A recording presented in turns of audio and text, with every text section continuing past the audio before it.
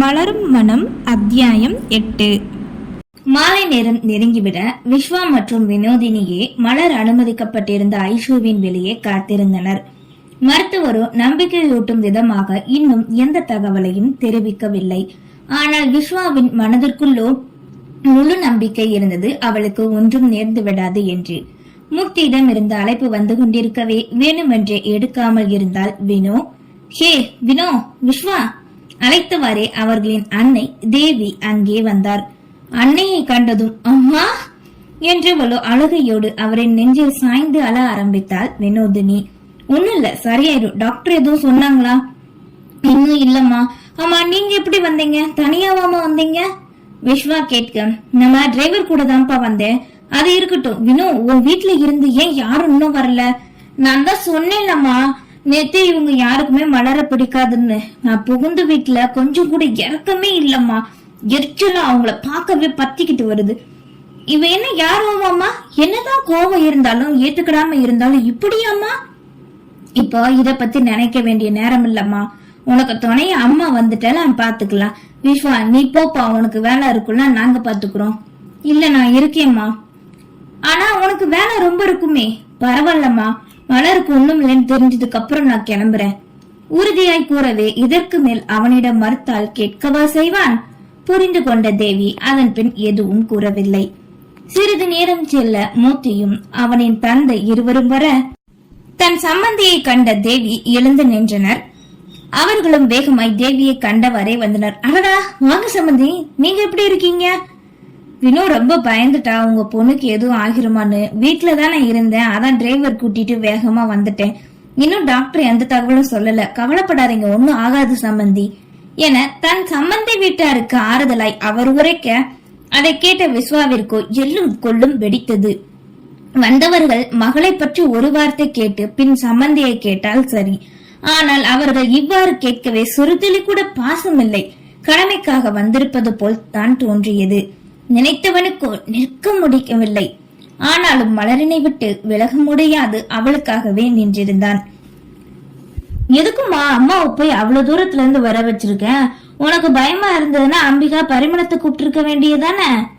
மருமகளிடம் என்மையை கேட்க, சாரி மாமா, எனக்கு அவங்க நினைப்பே இல்ல கூறவே சிறிது நேரம் அனைவரும் காத்திருந்தனர்.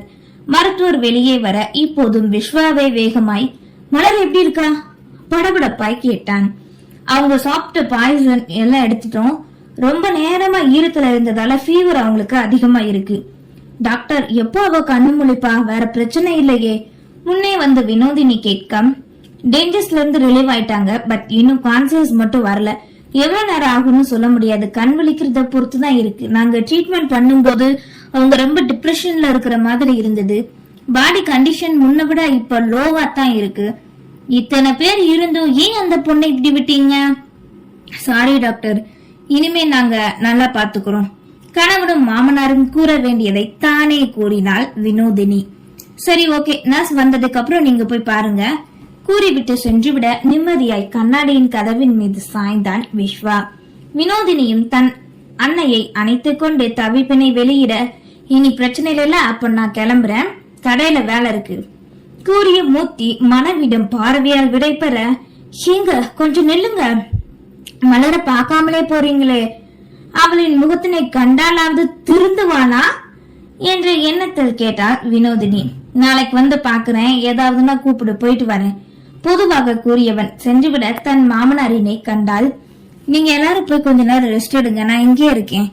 அங்கிருந்தவர்களை பார்த்து கனகராஜ் உரைக்கவே, இருக்கட்டும் அம்மா என்றாள் வினோதினி. செவிலியர் ஒருவர் அந்த அறையை திறந்து கொண்டு வர, சிஸ்டர் நாங்க போய் பார்க்கலாமா? வினோ கேட்க, ட்ரெஸ்ஸிங் பண்ணியாச்சு, நீங்க போய் பார்க்கலாம். அப்புறம் இது அந்த பொண்ணு போட்டிருந்த ஜுவல்ஸ் அண்ட் திங்ஸ் என்று வர ஒரு கவரினை நீட்ட அதனை வாங்கி கொண்டாள் வினோதினி. அதன் பின் அனைவரும் ஒன்றாக உள்ளே நுழைய, வெளிரிய முகத்தோடு வாடிய தோற்றத்தோடு 8 மணி போராட்டத்திற்கு பின் மறுபிறவி எடுத்து செயற்கை சுவாசம் கொண்டு சுயநினைவின்றி இருந்த மலரினை கண்டனர். முதல் முறையாக மலரினை கண்டார் தேவி. பரிதாபம் கொண்டவரோ, இவளின் வாழ்க்கைக்கு ஏன் அந்த கடவுள் இப்படி ஒரு முடிவினை கொடுத்தார்? தன் மகளினை விட பேரழகு, குறை என்று கூறவே முடியாது, அப்படி ஒரு மென்மை. சாரி மலர், எல்லாம் என்னாலதான். எதுக்காக நீ இப்படி பண்ண? அவளின் கரங்களை பற்றி கொண்டு வினோதினி உரைக்க மகளினை கண்டவருக்கு உள்ளம் கலங்கியது. ஒரு வருடத்திற்கு முன் வரை எப்படி தங்களின் வாழ்க்கையை வண்ண கோலமாய் கொண்டு சென்றவள் இன்று அவளின் வண்ணங்களை அவளே பறித்து கொண்டாளே. இதனை பார்க்க கூடாது என்றுதான் மகளை விட்டு அப்போதே பிரிந்து சென்று விட்டாயா என்னுகிறே? உள்ளம் கலங்க மனைவியை நினைத்துக் கொண்டார் கனகராஜ். நிற்கதியாய் இழந்து வந்து நின்ற போது கூட வாழ்ந்து காட்ட வேண்டும் என்ற தைரியமும் துணிச்சலும் இருந்ததே. கொடிய துயரங்களை கடந்து வந்ததால் அப்போதெல்லாம் எடுக்காத இந்த முடிவினை இப்போது ஏன் இவள் எடுத்தாள்? அப்படியா பிறந்த வீட்டில் கொடுமை வாழ்க்கை வாழ்கிறாள்? இவளினை தொந்தரவு செய்யாது இவளின் விருப்பப்படியே இருக்க விட்டேனே, பின் ஏன் என்ற கேள்வி உதிர்க்க மகளினை விலகாது கண்டுகொண்டே இருந்தார் தந்தை. சரி, நாங்க எல்லாரும் வெளியில போகலாம். தேவி கூறவே அனைவரும் வெளியேறினர். கடைசியாக வெளியேறிய விஸ்வாவின் விழிகளோ மலரின் மீது ஆழமாய் பதிந்து இதய துடிப்பின் உயிர்நாடைக்குள் பூட்டிக் கொண்டது. சிறிது நேரம் அனைவரும் அமைதியாக நிற்க, அம்மா நைட் ஆயிடுச்சு, நீங்க விஸ்வா கூட அவங்களோட பிளாட்டுக்கு போங்க, நாளைக்கு ஊருக்கு கிளம்புங்க, சரியா? மாமா நீங்களும் கிளம்புங்க, அவர்கிட்ட சொல்லிருங்க மலர் என்னைக்கு கண்விழிச்சு வீட்டுக்கு வராலோ அது வரைக்கும் நான் அவளை பாத்துக்கிட போறேன்னு என்று இருவரிடமும் கூறினாள் வினோதினி. நீ எப்படிமா இங்க தனியா? அதெல்லாம் வேண்டாம், நீ எங்க வீட்டுக்கு வந்த மருமக, நான் வேலைக்காரி ராணிய வர சொல்றேன், அவங்க பாத்துக்கிடுவாங்க, நம்ம அடிக்கடி வந்துட்டு போகலாம். என்னால அப்படி சுயநலமா இருக்க முடியாது. சாரி மாமா. சமந்தி, என் மக சொல்றது சரிதான், வீட்டாளுக இருந்தாதான் நல்லா பாத்துக்க முடியும், அதுவும் பொண்ணுக்கு பொண்ணு துணையா இருந்தாதான் உதவியா இருக்கும். என் மக அவளோட நாத்தனாருக்கு சேவகம் செய்யறதுல எனக்கு எந்த பிரச்சனையும் இல்ல. இருந்தாலும் சம்பந்தி, மாமா சொல்றேன்னு தப்பா நினைக்காதீங்க, உள்ள இருக்கிறது நீங்க பெத்த பொண்ணு தானே, வந்து எவ்வளவு நேரம் ஆகுது, எதுக்காக என் பொண்ணு இப்படி பண்ணா, அவளுக்கு என்ன பிரச்சனை, இப்படி ஏதாவது கேட்டீங்களா? உங்க மகன் ஏதோ கடமை மாதிரி வந்து பார்க்க கூட செய்யல, தலைய காட்டிட்டு போயிட்டாரு. ஐ நோ நீங்க எல்லாருமே அவளை வெறுத்துக்கிட்டு இருக்கீங்க, அதுக்காக இந்த அளவுக்கா? அடக்கி வைத்த கோபம் பொறுமையாக பேச முயன்றும் அது முடியாமல் போகவே கத்தியே கேட்டு விட்டாள். விஸ்வா யார் கூடவும் அதுவும் என்ன மாதிரி பேச்சு? இது அவங்க வீட்டு பிரச்சனை, வினோ தலையிடாம நீ ஏன் கேட்க? மகனுக்கு மட்டும் கேட்குமாறு கூறியவர், மன்னிச்சிருங்க சம்பந்தி. வினோ பதட்டப்படுறத பார்த்து அப்படி சொல்லிட்டான். நாங்க கிளம்புறோம், நீங்க பாத்துக்கோங்க, ஏதாவது நான் அம்மா கிட்ட சொல்லு கூறிய தேவி தன் மகனையும் அங்கிருந்து அழைத்து கொண்டு சென்று விட்டார்.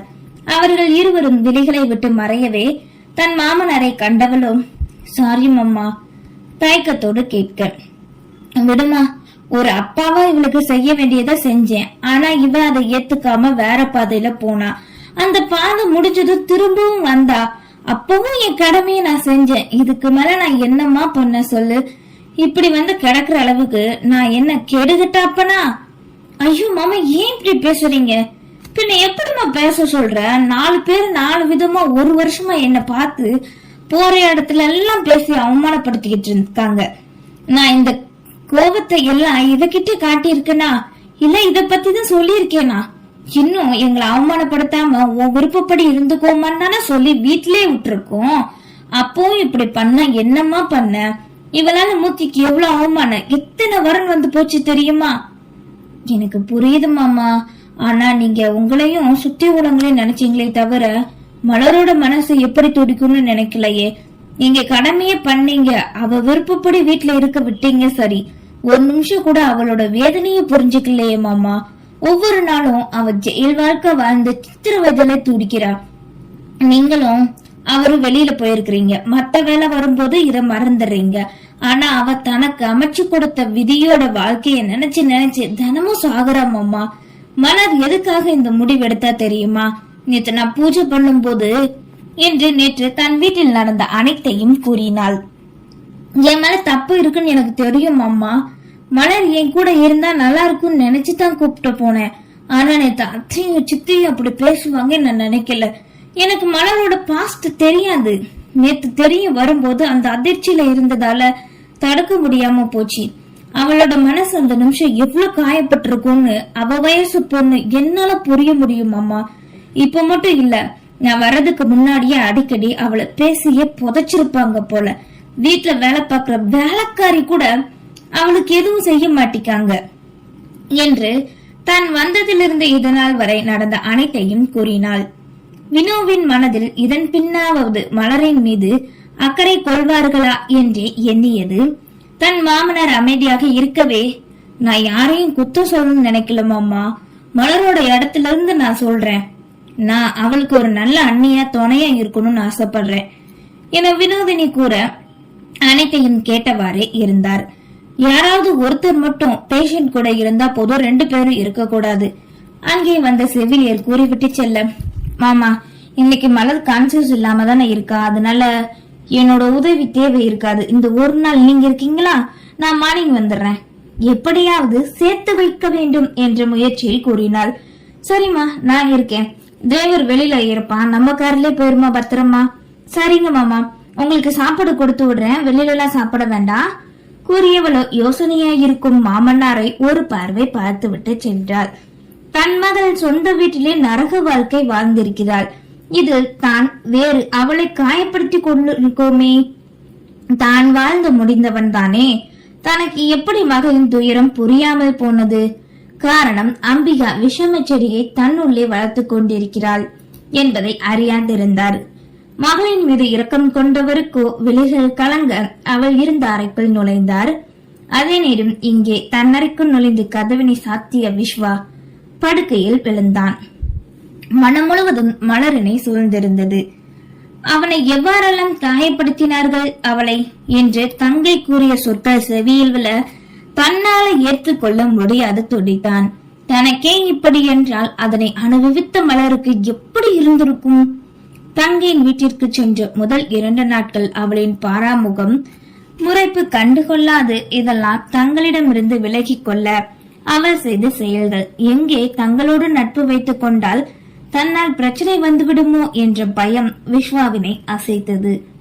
மூச்சையாகி கிடந்த மலர் அதனை கண்ட நொடி தன்னுயிர் துடிக்க தான் பட்ட வேதனை. அவள் விழித்துக் கொள்ள வேண்டி பதறிய நொடிகள். மடியில் கிடத்தியவளை நெஞ்சுக்குள் புதைத்துக் கொள்ள துடித்த கரங்கள். தனக்குத்தானே ஆறுதல் கூறிக்கொண்ட விதம், இதெல்லாம் என்ன என்று மலரால் தான் வித்தியாசமாக நடந்து கொண்டோமே, எதனால் அப்படி? ஏன் ஒவ்வொரு நாளும் மலர் தன்னை பைத்தியமாக்கும் அளவுக்கு பாதிக்கிறாள்? ஒருவேளை இதுதான் காதலா? நான் அவளின் மீது காதல் கொண்டேனா? அதனால் தான் தன் மனம் இந்த நொடி வரை துயரம் கொண்டதா? எந்த நொடி இது தன்னை விட்டு விலகும்? அவளின் கரம் பற்றினால் தான் தன்னால் சந்தோஷமாக இருக்க முடியுமா? அவளோடு தான் நினைக்கும் போதோ மனம் லேசானது போல் ஒருவித பரவசம் உண்டாகவே மலரினை காண துடித்தான். அவள் இப்போது பிறந்து இந்த புது பிறப்பு தனக்காகவே என்பதை போல் எண்ணியவன் விரைவில் காதல் கொண்டது போல் விரைவில் அவளின் துயரத்தை துடைக்க போராட ஆரம்பித்தான் விஸ்வா. நன்றி.